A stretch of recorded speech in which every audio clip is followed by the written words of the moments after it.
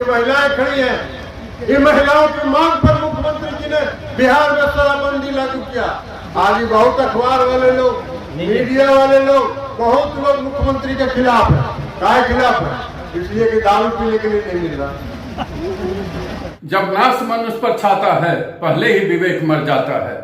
ललन बाबू, आप लोकतंत्र के चौथे स्तंभ को जो अपमानित करने का काम किया है, आप उसके लिए क्षमा मांगे।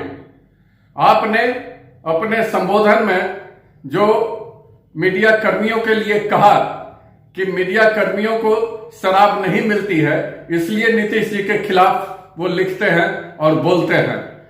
तो अब जनता आपसे सवाल कर रही है कि क्या आपको मिल रहा है, इसलिए आप खिलाफ में नहीं, आप समर्थन में बोल रहे हैं?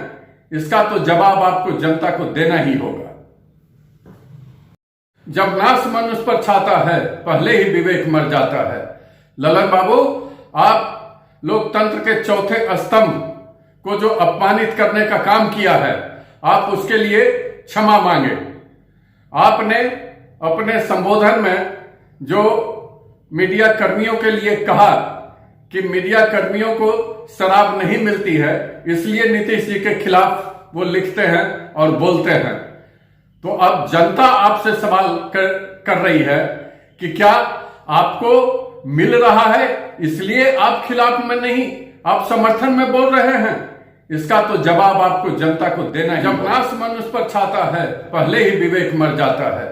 ललन बाबू, आप लोकतंत्र के चौथे स्तंभ को जो अपमानित करने का काम किया है, आप उसके लिए क्षमा मांगे।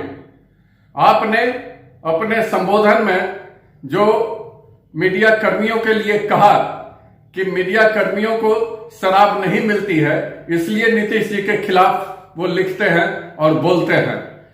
तो अब जनता आपसे सवाल कर रही है कि क्या आपको मिल रहा है, इसलिए आप खिलाफ में नहीं, आप समर्थन में बोल रहे हैं? इसका तो जवाब आपको जनता को देना ही होगा। जब नाश मनुष्य पर छाता है, पहले ही विवेक मर जाता है।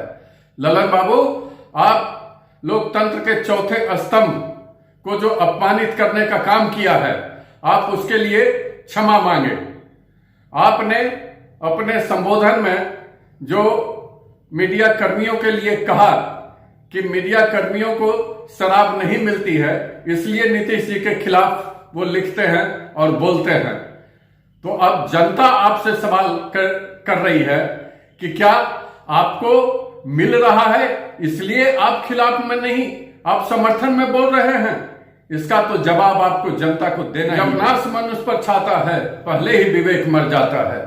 ललन बाबू, आप लोकतंत्र के चौथे स्तंभ को जो अपमानित करने का काम किया है, आप उसके लिए क्षमा मांगे। आपने अपने संबोधन में जो मीडिया कर्मियों के लिए कहा कि मीडिया कर्मियों को शराब नहीं मिलती है, इसलिए नीतीश जी के खिलाफ वो लिखते हैं और बोलते हैं। तो अब जनता आपसे सवाल कर रही है कि क्या आपको मिल रहा है, इसलिए आप खिलाफ में नहीं, आप समर्थन में बोल रहे हैं? इसका तो जवाब आपको जनता को देना ही होगा।